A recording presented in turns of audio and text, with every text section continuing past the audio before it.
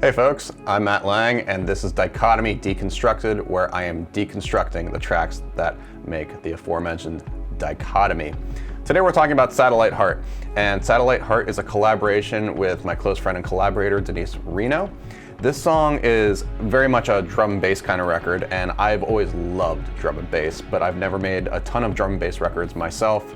This record originally actually started off as a remix for a different artist. It didn't end up working for that. And so I had the instrumental already built, and then Deniz came and stayed with me for a week, and that's when we recorded this song, as well as actually Space Between from a few years ago, and of course, Ordinary Love. So these three songs are all from that same original session. And fortunately, I had already had most of the production done on this record already by the time Deniz came in, so it was actually a really quick and streamlined process. So that all being said, let's take a look at how Satellite Heart is made, and let's deconstruct it. So this is the Pro Tools session for Satellite Heart. It's at 170 beats per minute, and the session itself is actually not as big as they often are for me. It's pretty sparse instrumentally. There aren't too many vocals. It's not a lot of layering. It's really just main leads, and that's really it. There's some just ad-libs and minimal harmony kind of elements, but in general, it's really simplistic, which is great. And sometimes simple works better. So the way this song starts are with basically almost like kind of tribal kind of percussion. And it sounds like this.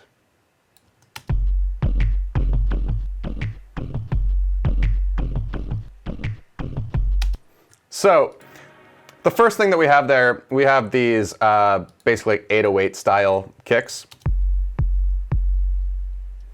And I made those, I believe, on a machine drum a while ago, but it's called Sat Tune Kick F Sharp. This track's an F Sharp, that kick's an F Sharp. And saturated tuned means I tuned it to be in a key, it's saturated. That's my little system for how I did that. And then we have a filtered clap. And this actually came from my track Hurts Donut, or Hurts Don't It. But, and that was named actually after a Eurorack module called the Hurts Donut by the Harvestman, which is gnarly as hell and it's awesome. But it's pretty bandpassed, so without the EQ, it's a pretty bright snap clap thing, right? But bandpassed, hidden in the background. And then these Vox subs, these are cool. I also made these a long time ago. Whoopsie.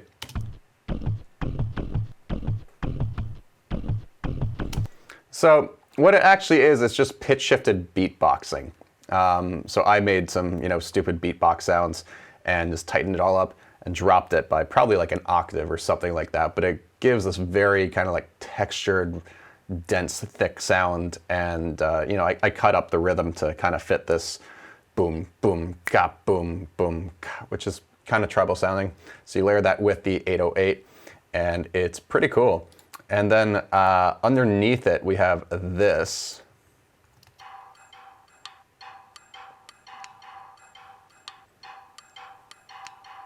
Which is just some metals, and it just kind of fits with the whole kind of like tribal element I was trying to create in this moment. So you put that stuff together.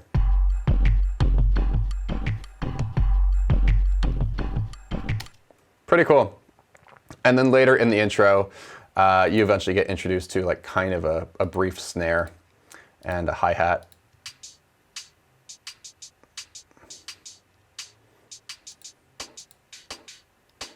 So that's what it would sound like without the EQ. With the EQ. So if we add the other stuff back into it.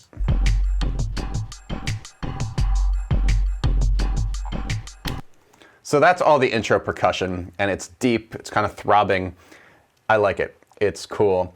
And there are also these pads underneath it. And the first thing, I guess this is actually more of a lead than a pad, but it sounds like this.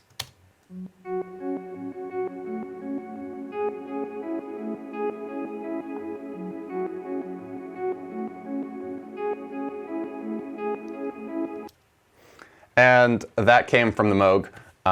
As you can see, there's a lot of delay and reverb on it, and actually a fair amount of noise too. That's just kind of the charm of the Moog.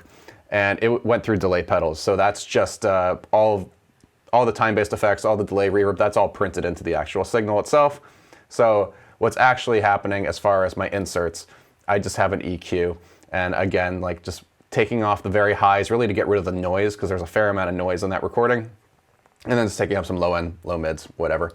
And then I have a compressor here, and this is acting as my sidechain compressor, and that's automatically, manually, I sidechained it to my kick drum, and my kick drum is coming out of bus 69, because I always bus 69. And then there's a filter, and this filter is just used purely for automation. So as you can see throughout the track, I basically just use it to basically automate a high pass filter and remove the low end out of it. It's good for transitions when you suck all the low end out of something, so that when the beat drops, if you will, then you get all the low end information again, and it makes that impact that much harder. So then also in this intro pad stuff, we have these two nebulae pads, and these were made on the Qubit nebulae, which affectionately mine says Nebulang. Thank you, Qubit. They are ultimately, we're all Berkeley kids at the end of the day, and they make some really I keep looking back at it, you can't see it, but the Qubit Nebulae it's one of my favorite Eurorack modules. It's just a big granular processor, and you can load your own samples in there, or you can feed in there like a live audio input and granulize it that way. The Nebulang, as they made me a faceplate, which I'm a face panel, I'm very grateful for. The Nebulang created a lot of this stuff. So the first pad is this. So let's take the EQ off. And the reverb, a black hole.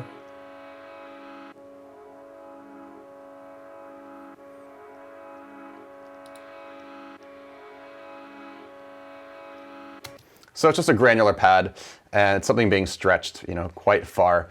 And that is basically just that same pad getting looped throughout that little section. And I'm going to put the effects back on there. On this bus, I'm bussing both of these pads together also, and I have a filter on it that gets automated. And it really just, creates tension from starting from a darker sound into a more open one as you open up the low pass filter. I'm going to keep that bypass for now, and let's take a look at the other pad, and this is the Nebulae Pad 1.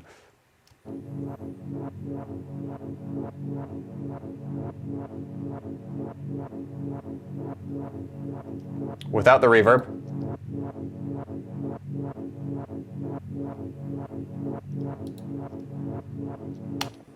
That's cool. It's almost kind of like dub techno-y. Obviously at a faster tempo, but and like the other stuff, I love taking, for instance, like the modular, putting it through effects pedals, and I run everything through effects pedals because they're awesome, they sound cool, and they're often more fun than plugins.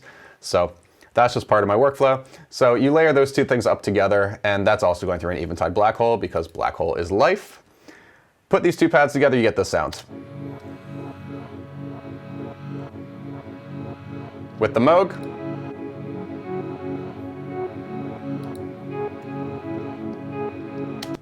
So it's cool, it's moody. And then we also have these strings that get introduced in this intro, and these strings are going to be used throughout the whole track. And it's really simple.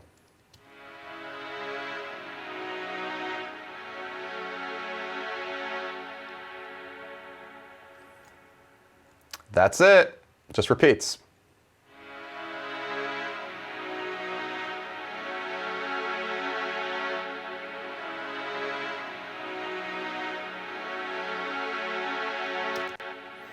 It's almost a little Thomas Newman-esque. There's I guess really like that change right there reminds me of Ghosts from Road to Perdition, which is my favorite score of his and one of my favorite film cues ever. But that being said, what's on these strings? Shocking, a big black hole. And then I have this EQ, and that's really just acting. A lot of this is, as you can see right here, I'm actually treating these things. So that's stereo peak, but where is the one? It looks like a lot of this is actually like there's a mid-side element going on here. Oh yes, there it is. So like mid, for instance. So, and that's stereo, right? So that's the differentiation. But so I'm pulling the mids out of the strings, and so like mid-side. If you don't know what that is, you should look it up. It definitely is a handy thing to know about. But basically, so I have my sides, like my stereo channels, and then my center. And I'm ducking out about, well, minus 4.39 dB at 276 hertz. And so it's like that low mid area. And I'm pulling that just out of the center, just so it's not fighting with the vocal, because the vocal is going to be, sitting in that range too. But since the vocal is mono, I'm keeping that frequency in on the sides, but I'm just taking it out of the center. So that's what's going on there. And handy trick. And let's also take a look at then these, well, we have those little like vocal cuts. And those are sliced directly out of, her actual phrase. This would have been the phrase that I cut it out of. But I just wanted that really short little bit, and band passed it a little bit also. And then there's a Sound Toys Echo Boy Junior, and which is a nice simple version of Echo Boy. Echo Boy is one of my favorite delays. Echo Boy Junior is just even simpler sometimes. It's using an Echoplex setting, so it's kind of tapey, and the wide mode, which basically just, I'm guessing the way they do it is just delaying the channels slightly from each other so it gets nice and wide, which is perfect for this kind of effect where it's basically a mono vocal that then all the delays are nice and wide. And another EQ after, just to kind of like make the delays and everything else fit in with everything. So that is what's going on there. So let's get to the first verse. And here is the vocal. Seasons change, but there's something in the depth of me that lingers, something strange happens when I leave my heart at the tips of your fingers. All right, so this is the vocal, or part of it soloed. Seasons change, but there's something in the depth of me that lingers. So, for instance, I should have just deleted this, because that's just noise. Compression brought that up, and I definitely didn't need that, but I guess it was in there. Same thing right there too. So I could have been better at cleaning up this vocal. But these are the important things about what I did here. So let's just take this one phrase. Seasons change. And so let's take all the processing off first. Here is no EQ. No anything. Seasons change. Then the first bit of EQ is this. Seasons change. Just kind of take some of that low rumble out, a little bit of that, low mid boominess. And then the compressor is this Empirical Labs Arouser, which this is just one of my favorite compressor plugins. I use it in every track I do. It sounds fantastic. And it's based on, you could say it's a sibling to the Empirical Labs Distressor, which I am fortunate enough to have in hardware form. And now I track so many things directly through the Distressor. Just incredible tool. Seasons change. So you can see it's shaving off about 5 to 6 dB of gain reduction, and it's also boosting the level quite a bit. And I'm just using the ratio of 6:1, and it sounds great. Now, the Pro MB, this is doing a lot of heavy lifting. And so this is going to function as two things. Both, it is a multiband compressor, yes, but it's going to be cleaning up not only just the low mids, but also some de-essing. Seasons change. Seasons. So you can see what's going on right here. So for instance, this band, it's centered around 4.5, 5K. So whenever that gets a little too spiky, the multiband compressor is going to pull that back down. Same thing with the high band. So it's basically a de-esser, but this gives me a little bit more control as I can have lots of different bands. And then this low mid area, just some of the boominess. So without the Pro and B, Seasons change. with it, Seasons change. it's just a little more controlled. And then I have a limiter at the end of this. And this is just to compress it even more and bring everything to be really in your face. Seasons change. And it's not doing heavy limiting, but you can see I'm tickling, about 2 dB of gain reduction. And then I have this track control. And track control is actually not really there's no automation. Often I would use it for automation, but it's just pulling down the volume by 2 dB, and that must have been just because I didn't want to touch the actual volume itself, so I put a plugin on there to do the volume for me because there was automation, I suppose. That would be my best guess. And then there's another EQ at the end, again, just clean up. But here's what's also really crucial to this vocal, and that's my cat crying. So all the S's have been manually edited, and you can see up here it says equality. So for instance, that means I opened up an EQ, and on this S, I would have done something. Here, let's just pull out the original one, because here's the original. Here's the fixed one. So it's just less sharp. But the way I would have done it, I would have taken something like this, and I would have decided, okay, I'm going to say shelf this at, maybe, or high pass, or high cut it, low pass it, say at maybe 12 hertz or 12K. And that would take that S and make it sound more like that. Without it, with it. And then I would have just crossfaded these two things together.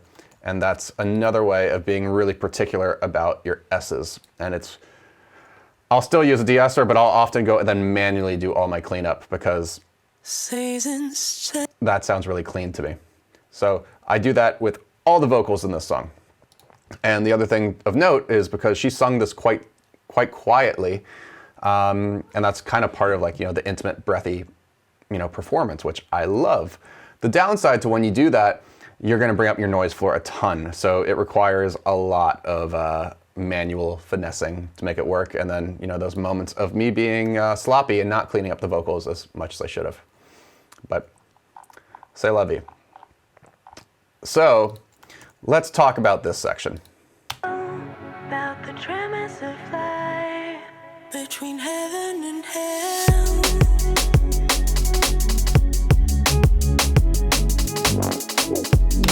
So that's where the track really kicks off. And I love this moment because unless you know this song, you don't really see that coming. So here are the drums. And these are super fun because like I said, I don't get to do very much drum and bass, and this was really fun for me.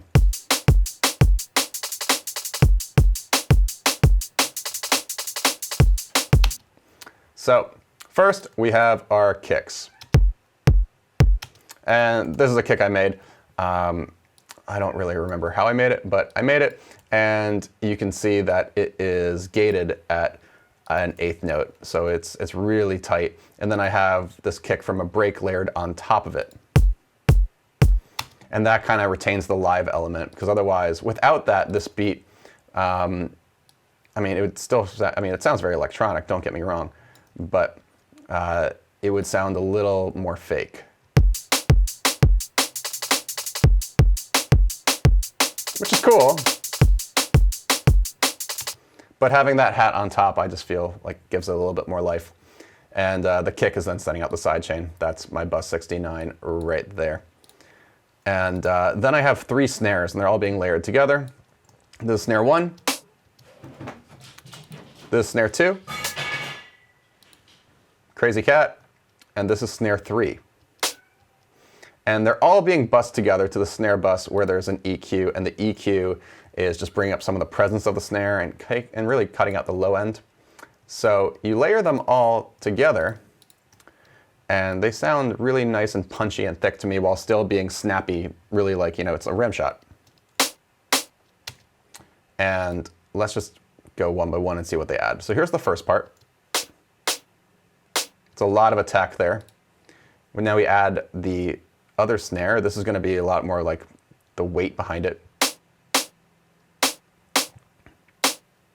And you can see this is adding, there's a boost at 283.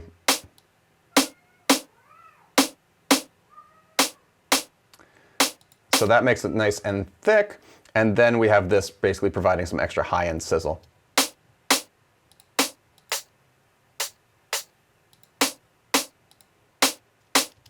So those 3 snares together, and then those are the snare, but then I'm only using one of the snares for the ghost notes because I wanted that to be quieter, but I also want it to sound a little bit more varied.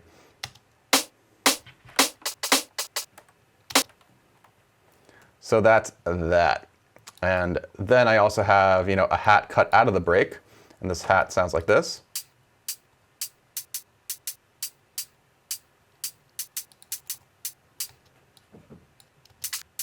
So you can see this is actually the original break. It's pretty close, I believe, actually, to what this beat is. The beat isn't super edited. Something like that.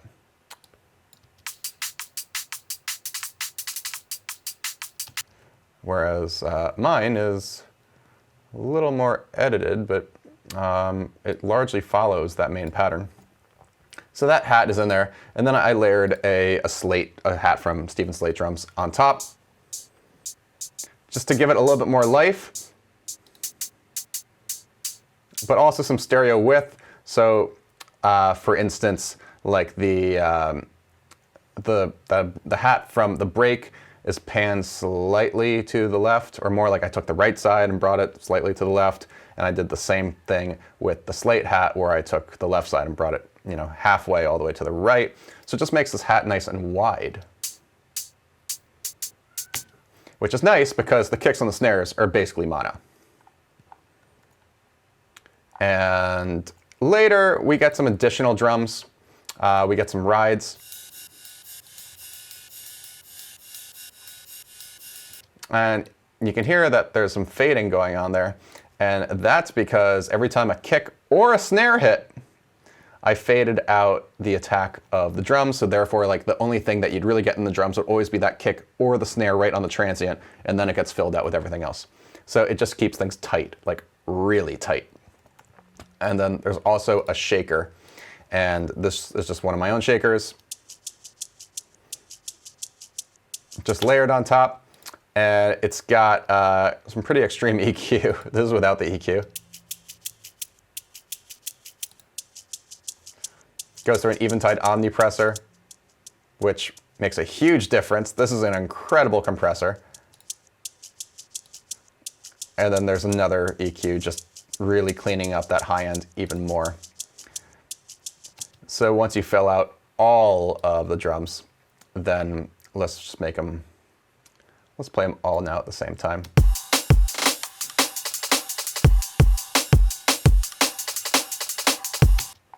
So nice and big, sounds full, sounds lively. I think it's awesome. And the one other thing I'll talk about is this little fill that happens right before that chorus. So what that is, it's once again the Qubit Nebulae, but I took my drums and I put them in there. So then I just had this nice long file of nebulae drum, or nebu beats as I called it.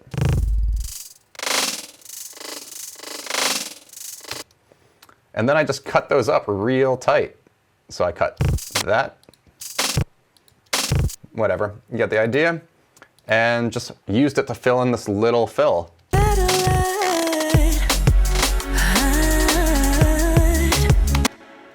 So that's that. Now let's take a look at the bass, because there's a lot going on in the bass. All this orange, these are all different kinds of bass. So first we have the sine sub.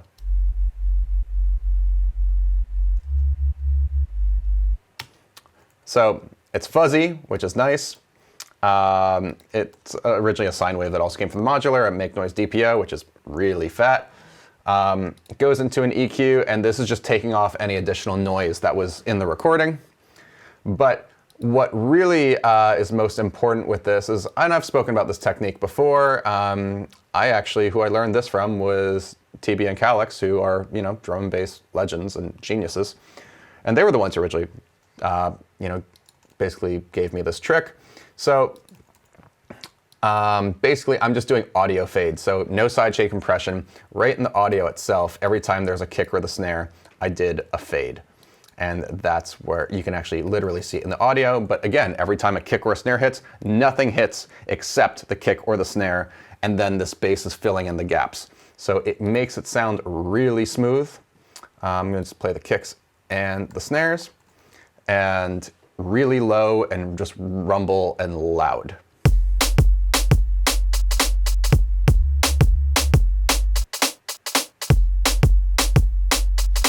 Such a good trick, and it works so well. It sounds great. And then I have these kind of like mid basses, these mid filtered Reeses. Here's one. Here's another. It's a slightly different variation of the same bass, but that's why they're on different channels. And I did the same thing also with these, where and you can hear it in the audio every time there's a kick or snare. It does that volume fade. So vroom, vroom, vroom, as opposed to vroom the entire time. So all in the audio, and then there's like a little fill here. Again, same idea. And that's some more just wobbly, just a filter opening up. It's nothing crazy. And that's the main bass motion, which is fun because it gives it, you get that flat 2 in the bass. So it goes 1, 5, flat 2, 1, which is nice and dark. I like that. And then I have these, I think I called them womps. Yeah, I called them womps. And these are just like little bass fillers.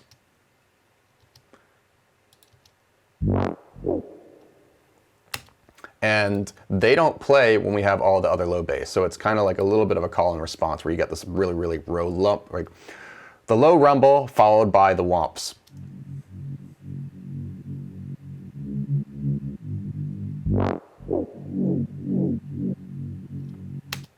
So you see how they're playing with each other? And then they're more just like little fills. Same thing. And there's a reverb, just Valhalla. And another fill, which is just a bandpassed Reese. So everything's kind of playing off of each other, and things are, with the exception of, there's a layer here. These two things hit at the same time because I want them to just really complement each other. This one, which is mono, and then this, which is not mono. So you layer them together, just sounds bigger. So now let's play all the bass and the drums together.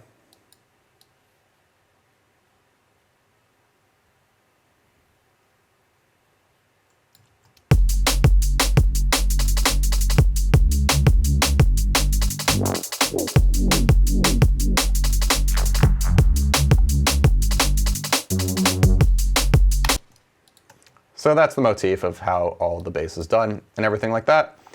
And then arrangement-wise, I mean, that's when we get into a new verse. And then I just kind of took the same elements I already had and just started reusing them. So all the elements were really, they were designed from the beginning. And then because this is a pretty minimalistic track, then I just found ways to create interest by removing them and then adding them back in. So for instance, like this verse, it's nothing but drums and bass and vocal right here. Tip the balance of us, lovers back into lust, from lies back into trust, we fall into the past, guess old habits die hard. And then so the second half, that's when I introduce that string swell. And I also bring back this nebulae pad.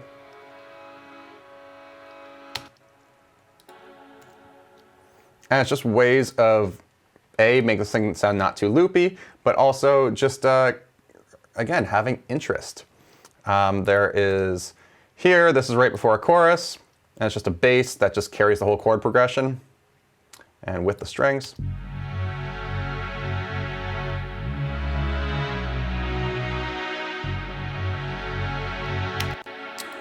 And we have some of Denise's vocals.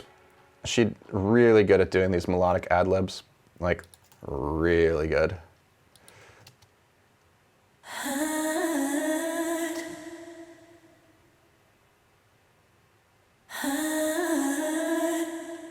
So she's singing heart, as in satellite heart.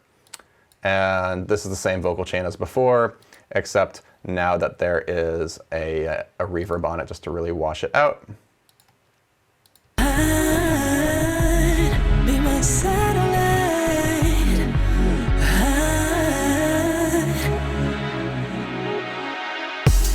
Let's go back to the skies. All the stories we tell. And that's a chorus.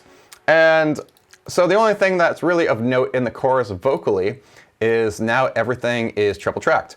So we have our lead just straight in the center, then we have a double on the left, double on the right, and this time they're all going to a chorus bus also, and I'll take a look at that in a second.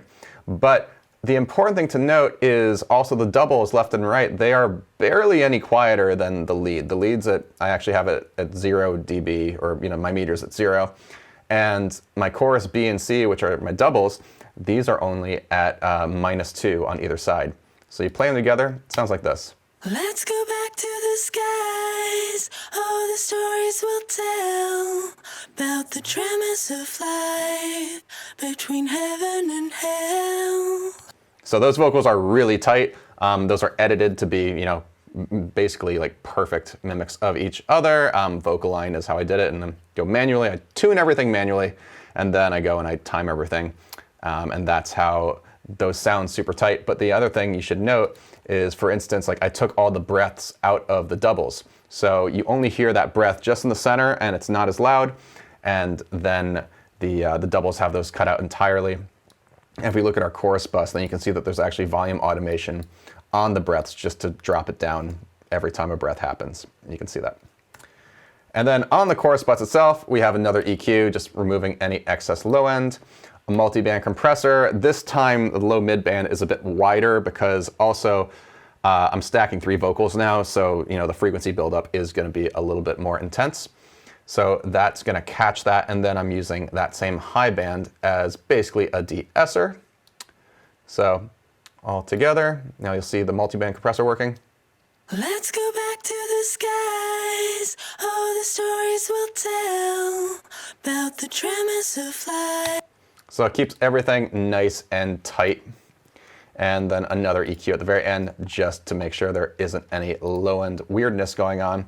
And as far as the vocal effects, like delays and stuff, whoopsie. Here, let me just solo my sends and then you can hear it all together.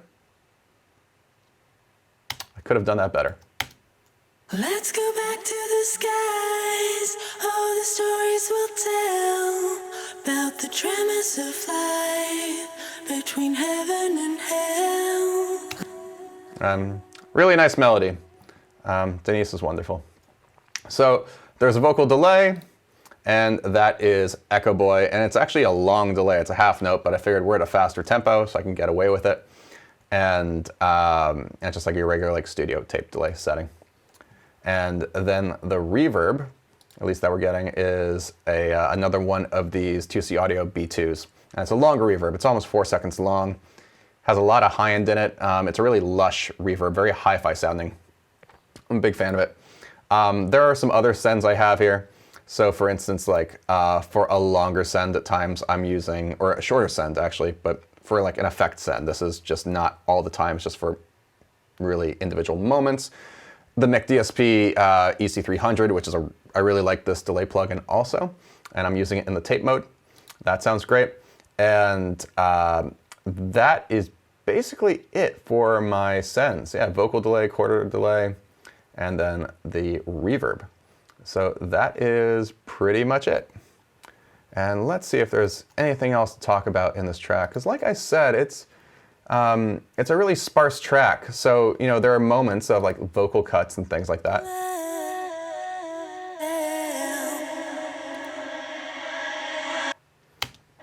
And that's, okay, let's talk about that for a second, because that's a cool moment. So basically, does this get muted here, or is there anything that needs, nope.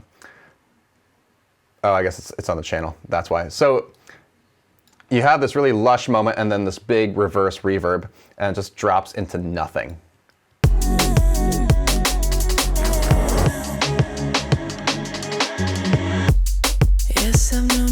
I love that moment. It's really cool because it gets really nice and lush and goes super dry and then goes into the third verse. It's just a cool moment. And then towards the end of it, we just have more of Deniz's ad-libs on the heart bus. Heart, you're my satellite. Heart. It's not so much an ad-lib, it's, you know, it's actually a lyric.